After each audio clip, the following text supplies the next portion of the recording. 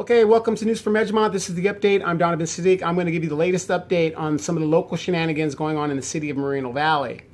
Breaking news, and this is not good news for Victoria Baca.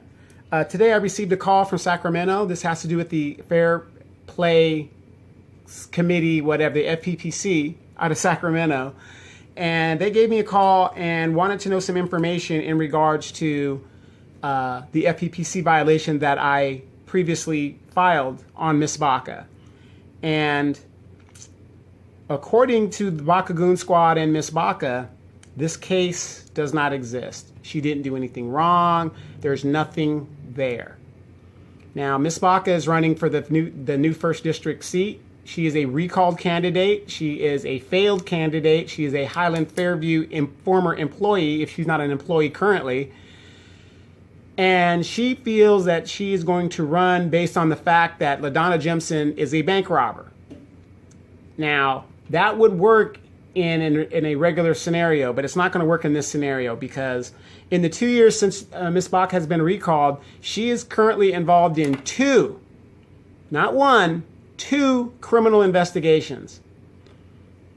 And one has to do with the FPPC and one has to do with a embezzlement case with her committee M. Now, people are saying, well, where does this tie in? Notice I keep saying this has to do with the committee M, which is a committee that Victoria Baca formed in regards to the $400 million for the children and for the school district. Now, the problem is this. These two cases are connected, and this is why I am a rebutting witness at the case, because I filed the FPPC violation and the district attorney has something. Now, the Baca Goon Squad is going to continue to say that this case doesn't exist, but for those of you who have done your homework and realize that there is a case going on, now, the treasurer for the Committee M has been charged with embezzlement. That treasurer is not Victoria Baca, but it is her committee. Miss Baca, Chris Baca, and the Goon Squad, or however you want to group them together, has charged this lady, the chairman of Committee M, with embezzlement. But what she doesn't want you to know is she and her family is not cooperating with the investigators. How do you charge somebody with a crime and then you don't want to cooperate? Either, you're forced, to me, you should either drop the case and move on and hopefully it'll go away, or do something else. I honestly believe the reason why she is not cooperating is the fact of the matter is the FPPC violation and this case now are starting to cross paths. And this is what I told the treasurer of her committee, to not take a plea deal. Go to trial.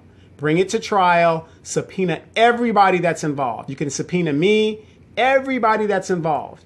The problem is Victoria Baca does not want to be subpoenaed because this has to do with money laundering. Now, let's get back to what I originally was talking about. I received a call from an agent, Luz Bonet, and her number is 916-322-8180. So for those of you who think that this is made up and I'm just imagining things, I'm not.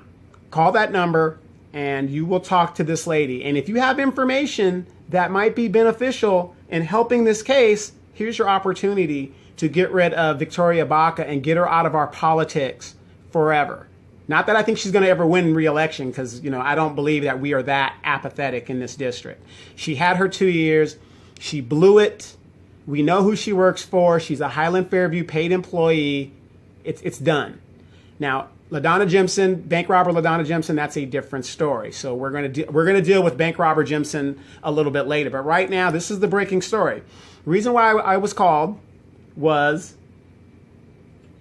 I am a rebutting witness. And so I originally did this violation on Miss Baca.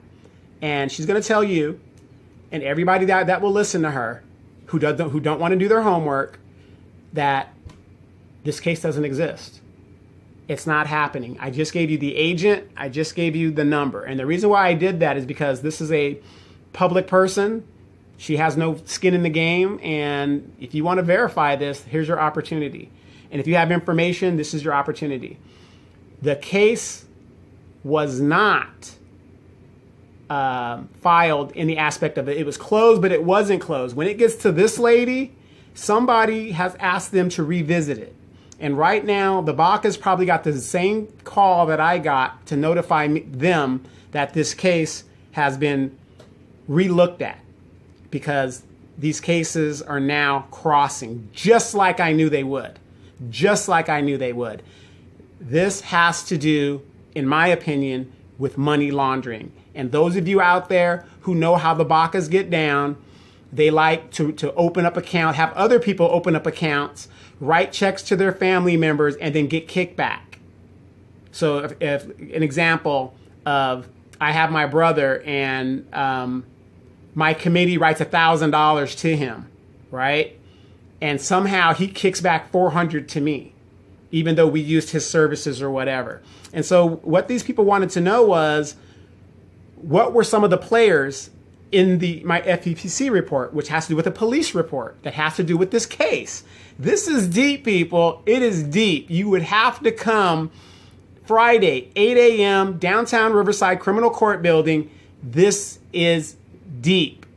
And if everything goes right, it's going to be blasted wide open, because I had to tell Officer Luz Benet, who these players are. You know, one person's a nephew, one person's a family friend. She was asking for who's Luis Palomares. So I gave her all the information on all the players that I knew that was in this report. Breaking news, people. Former disgraced councilwoman Victoria Baca is involved in two criminal investigations. It is not a joke. It hasn't been closed. Don't believe the hype. Just like the corruption investigations are so-called closed, they are not closed. Just like the district attorney said, if there's enough information, he will open that thing back up and follow the lead to wherever it will go. I'm not letting go of this, people, because it's not right. She's had her opportunity. If she would just go away, maybe this stuff will go away. But you know what? When you have a cult of personality, it's all about you. Now, again, I could easily right now jump into the fray and run for this seat and say, oh, it's all about me. But it's not. It's about what's best for this city, what's best for this community. And what's best for this community is to keep Victoria Baca out of our city politics. We've already known what she's done in the 2 years she was there. How much damage did she do? And yet, again, bank robber Jimson, no ethics, no integrity. Hey, go somewhere. This case actually exists, but Victoria Baca is going to tell you it doesn't. But I'm telling you it is. Last thing, and I'm going to say this until I can't say this anymore. If what I'm saying is not true, why aren't I being sued for libel? I'm telling you this case exists. I'm giving you the officers. I'm giving you the name.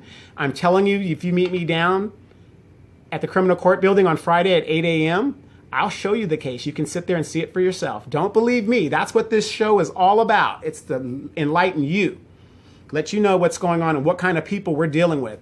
We are in a situation, we need 911 here. We are in a situation where we can't tell the good guys from the bad guys. And that's why this show was created. So again, it is heating up. It is the summertime. We are in election season. Next week, everybody gets to pull papers. Good luck. And we look forward to seeing you on the hot seat. It's going to be very interesting. You deny, deny, deny until you can't deny anymore. And after all of this information on Victoria Baca, if you, the viewing public, think that this person is worthy enough to be a council member again after all the damage she did the first time, then we deserve the representation we vote in there. Her recall was just. This case does exist. It has to do with embezzlement. It has to do with money laundering. Very serious crime. And you're thinking about putting this woman up on the dais? We've already got a bank robber up there. I'm Donovan Sadiq. This is News from Edgemont. This has been the update.